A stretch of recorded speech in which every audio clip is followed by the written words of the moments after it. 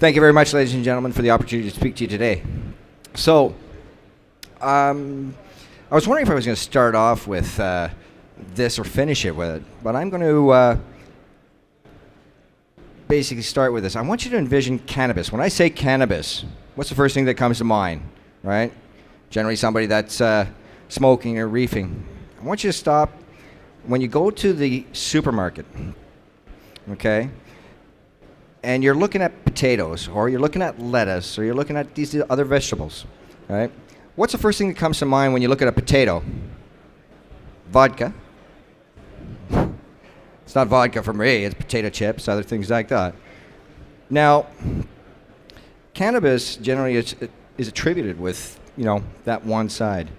I am an industrial cannabis researcher. So what does that really mean? So today we're talking a lot about, CBD and cannabis, and you hear about THC, right? But today I'm going to talk about some other things about that plant, right? One of them is actually for energy storage. This plant is truly an amazing plant, considering what you can actually do with it. A lot of times we only think about it in one or two different things, but it's really a whole range of different things. And I think this statement actually exemplifies that better than anything else, It's really everything. So, what do I do? Like I say, I'm an industrial cannabis scientist, right? So I develop products from this plant. Now, just to give you an example of some of the different things, you have in the top left corner, this is geohemp, right? So it's a composite material that incorporates both a kind of a polymer, inorganic polymer, and the herd or fiber of that plant. It's a waste stream. I work with the whole plant, okay? So you have the food side, the fiber side, and the medicine side. Next we have there is a true hemp plastic. So I made this kind of a light switch plate, right? And it's made from the hemp, right? And these are the waste streams that are actually developed or derived from that plant. So we grow dual-use crops and tri-use crops in Canada, right? So first with the food, it's extracted. Then you're going to have the stalk that's left in the field, and then that can actually be then turned into other products. So this is what would be known as a true hemp plastic. There is no other compound in there except cannabis. That's it. There's not combined with PLA or polyethylene or anything else. This is just hemp. So it can be trained and created all kinds of different materials such as that. The next is fiber. So as you can see there, it kind of looks like cotton, and that comes from the bark of the plant.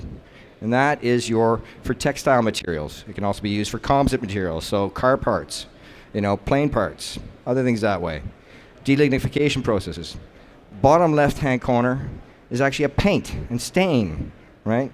Now, when I was at trade shows, this would be about maybe 8 years ago, I'm mixing up paints in front of everybody and going, I challenge any other paint producer to do this. And I take my finger, put it in my paint, and I taste it. And the people are like, whoa.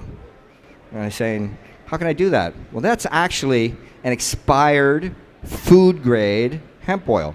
So in Canada, we take the seed, we press it, and produce a food oil, right? Just like olive oil or anything else, you put it on your salad.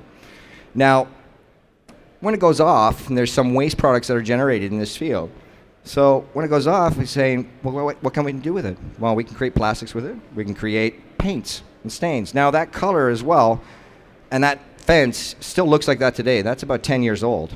It'll never peel because it allows the wood to breathe, right? The color won't fade. Why?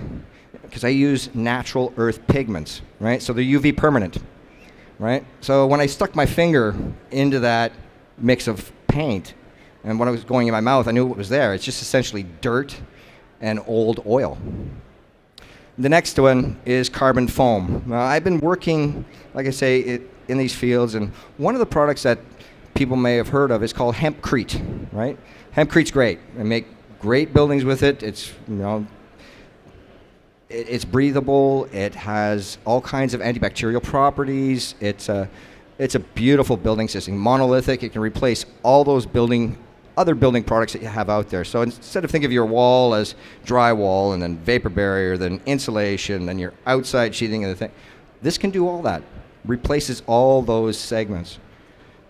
This one here is kind of special because with hempcrete, it's quite labor intensive. So you have the hurd, you mix it with the lime, and you build your wall. Now this here is I take those ingredients, right, the hurd essentially, carbonize it, and then combine it with the dry pigments, not the dry pigments, the dry minerals for making this kind of an organic binder. Mix them together, I add the water, and then I get a reaction. It starts foaming up. The reaction foams up. And I left it in the mold for 24 hours, removed it, and then I had this hard kind of matrix with bubbles in it. Now that makes for a great building material, right, in regards to insulation, right? So it's a semi-non-structural type of thing. So it means you can build your wall, right? You have your structure already there, so say 2x4s. This is poured in, just like in a cement truck, arrives, pours it in, wait 24 hours, remove it, there's your wall, all done. Next is a oil absorbent. So this one here, think of you have an oil spill, right? This will float on water because it's hydrophobic, but it'll absorb oil. So then you can collect that, right? I can take that back to the lab and again separate that oil, recover the oil, and have the fiber. So it's great for oil spills. I wish I had another picture here to actually show you another example of plastic or a type of saran wrap, and it's just made basically. It's pure hemp. It's a cellulose with an oil, cellulose background with oil, right? This expired food grade oil. But in the bottom right hand corner is essentially it's a flexible electrode. It's made pure hemp, so the cellulose is extracted actually from the hemp fiber, and the carbon is also from the hemp. Today, though, I'm going to talk a little bit more about batteries. Okay, so now everybody sees batteries. Batteries are everywhere. We have them in our phones. I see them around. It's what will allow us to move into that next level of alternative energy, right? Energy right now is produced, and we have to use it right away because we have no means of storing it, at least on a really big scale. Right now, we have these little phone, anything that goes into your phone, battery, whatnot. Now, every battery that's out there, whether they are lithium or Duracell batteries that are, those type there, carbon plays an intrinsic part of battery technology. Right now, that carbon we get from graphite. So, and these are just different ways of actually making either you compact it in, or it can be in a type of jelly roll. Now, building integrated photovoltaics, what's that? That's essentially your solar panels that are placed, instead of being on your roof, okay, they actually wrap your building in solar panels, right? Why do that? Because they're not as efficient when you do that, right, as something on your roof. But it's the surface area.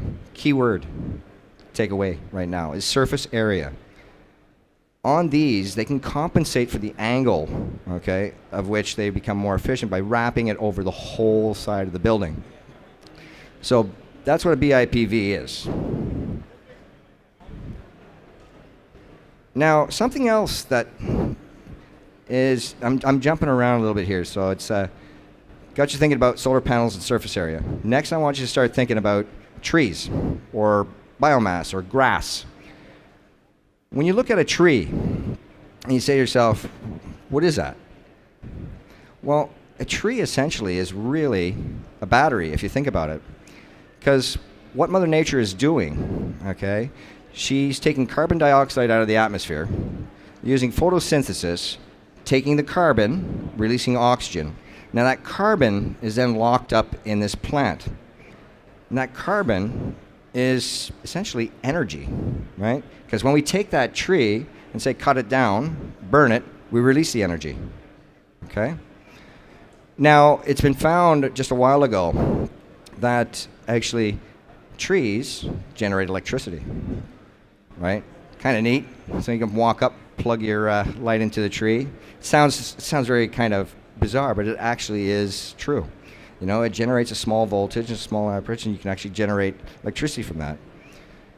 So where I'm going with this is carbons. Now, plant-based carbons is something special because it's something that is, one, renewable, right? Right now, all that carbon that we use in batteries come from graphite, so we have to mine that out of the ground. But with plant-based carbons, we grow our crop, and then we can use that crop or the plant matter that we're using. It can be any agricultural waste, tree waste, whatever. Take that, and we can actually carbonize it, and then create these stable carbons. Now, some of these carbons are also known as biochar, right? We can take these biochars and use them in horticulture or in agriculture, and they help with soil. Now, it was found that this would probably be about 150 years ago. They were in Brazil, and they had found these dark earths called terra preta. And we also began finding these same sort of soils in Australia. And it was discovered that man there was taking some of the plant matter that was there, burning it, then incorporating it into the soil to stabilize that soil. And as they dated some of this, they found out that this carbon that's in the soil from these past civilizations, right? Some of these carbons date back to 8,000 years. That's a long time, right, for something to remain stable like that. Well, that's actually really good when you think about it. On the other slide, I had up there carbon sequestration. Now, one of the things that we have today that we're all talking about, or at least governments are, in regards to climate change, right? Carbon sequestration. Well, if we would take this plant matter, we stabilize this carbon, right? It will remain stable for thousands of years. So that is true carbon sequestration. So a plant will grow, right? A tree will grow, hemp will grow, right? And it's sequestering carbon as it's growing. But if it's left in the field, it's going to give back that carbon, right? So we have to remove it from the field to actually get benefits from that carbon. And like I say, this will remain stable for thousands of years. Now, these plant carbons can be used to replace the type of carbons that we're using in batteries now, the graphite.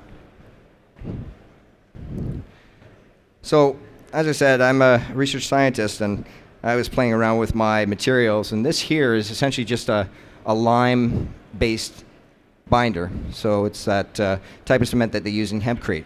And I took some of my carbon and I combined it with my lime, and I said, and I can't remember why, I just took up my voltmeter and put it down on my hempcrete, and I went, oh, there's a voltage in this. Well, that's kind of neat. It started me thinking about, well, can I store energy in my walls, right? So this is where I started formulating an idea in regards to this, and I call it BIES, so Building Integrated Energy Storage. Now, so that red brick, that one little brick you see up in the corner, is essentially hempcrete, and it's used from all the waste that are generated in the harvesting of that crop. So it's all waste products. Now that brick is actually charging that tablet. So that's about 4.5 volts and about 4 or 5 amps. Now I want you to think about, and I was talked about surface area before, I said a key word. So just below that picture, I have a picture of a wall. Now, think to yourself, okay, that brick wall, that one brick is for, we'll say 5 volts, 5 amps. Let's start counting all the bricks. Right? How many volts, how many amps can we now store on the outside of that building? You know, you look at any kind of a red brick building, start counting those. That's a lot of volts and lots of amps, right? It's not a very big battery. I mean, it charges that, but when you start adding it all up, you get a lot of storage. So how does it work? Well, this is a dual carbon battery. So in the top picture, what you see there is graphite in my left hand. Okay, so it's one type allotropic carbon. And in my right, we have a carbonized hemp stalk. Right? So this is your cannabis stalk, basically. So, you know, it grows up and has your leaves going off and everything else. So it's just that part of the plant. I took. Now, in the cup, I did this while I was in Australia. So they have this body of water that sits around the island. I said, oh, I'll try something. I'm going to run down to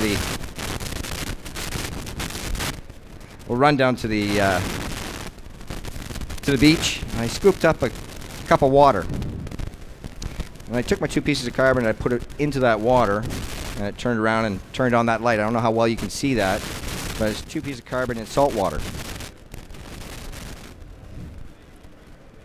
All good? We'll switch to the hand mic. Switch the hand mic? Yeah. All right. Is this one on?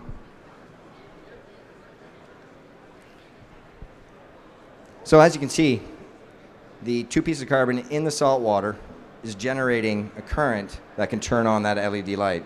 And that's essentially how that's working. Cheap, non-toxic, and pretty abundant, I would say.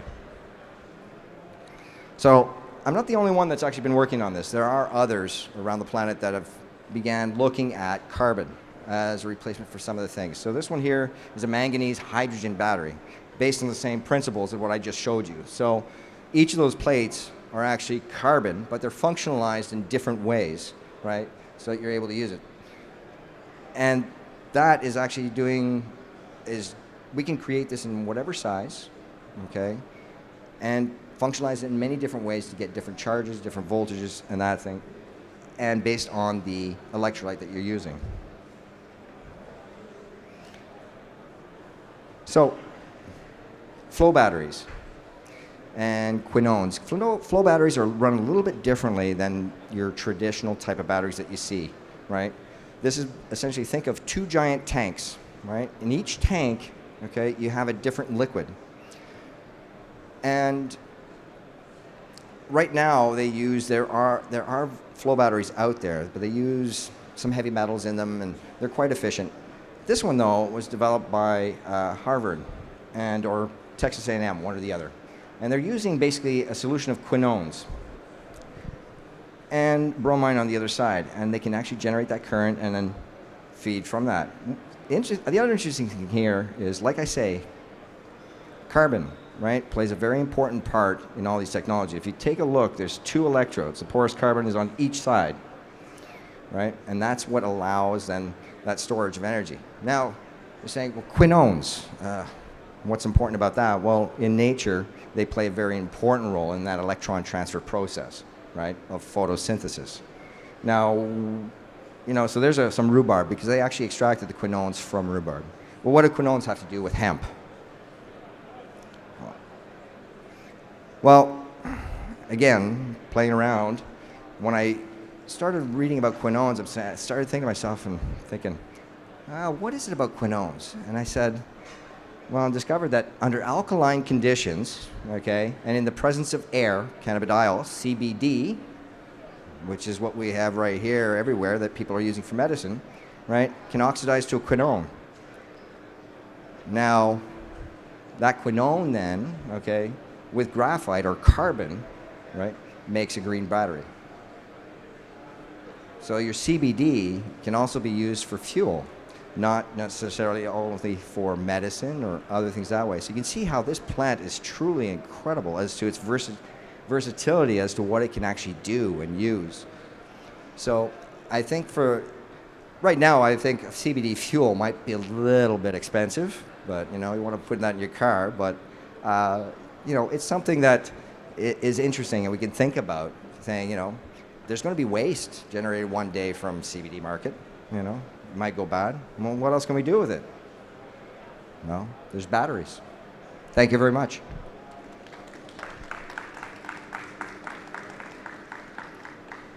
I guess questions, or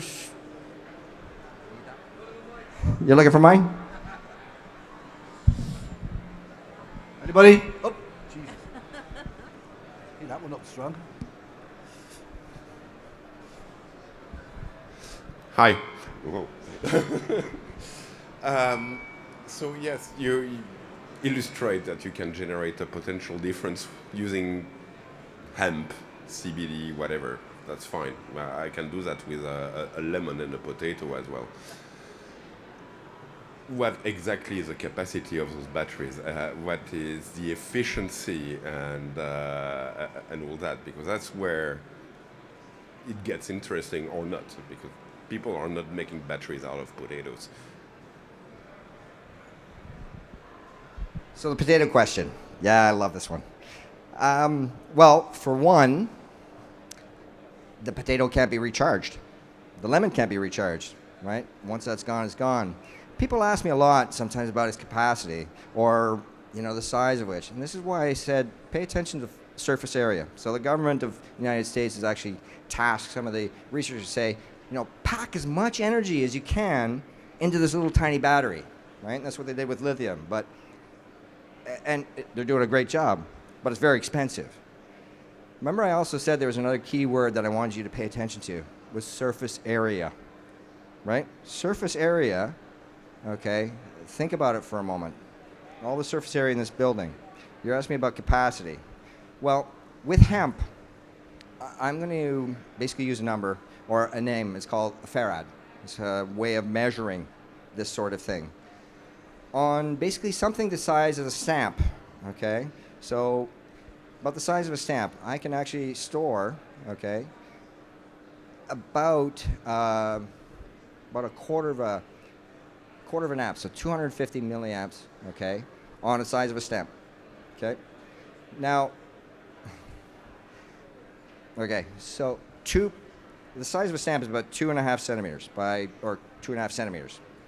I want you to take a look at that wall over on that other side, right?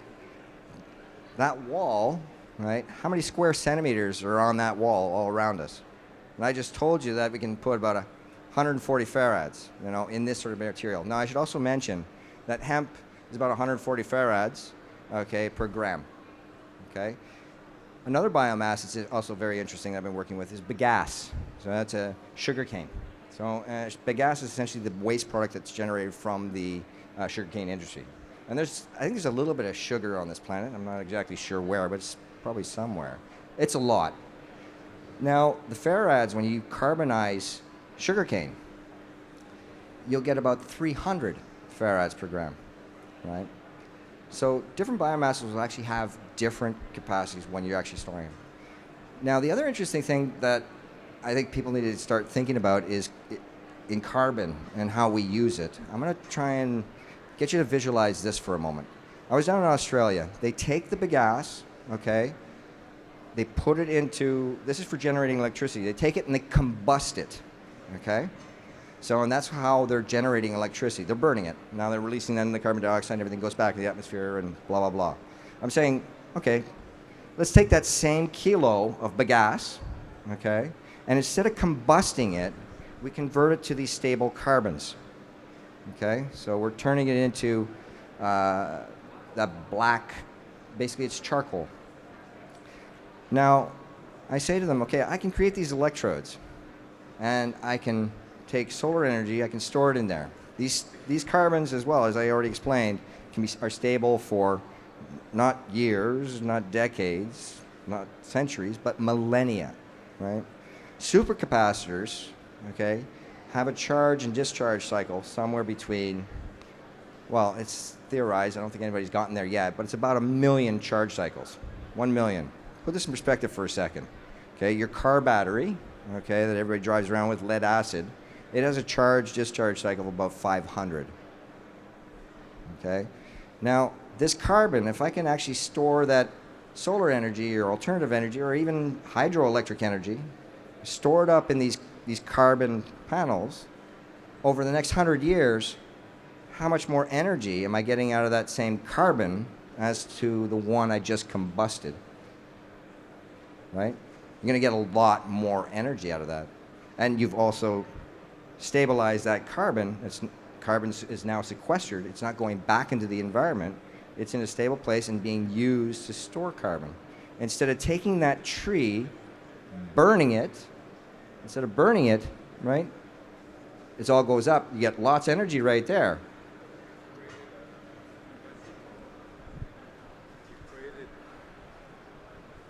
You've created a capacitor, you created a capability, but then you need to load it. Okay, so and with what efficiency are you loading it, and what from?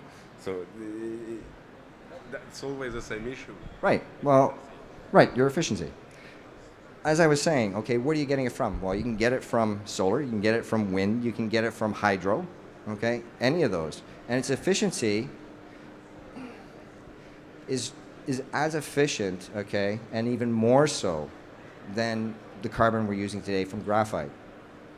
Okay, I've removed some of the slides actually from my presentation where I actually talk about intercalation, right, and how lithium-ion batteries work, right, and what happens to a lithium-ion battery over this charge and discharge cycle.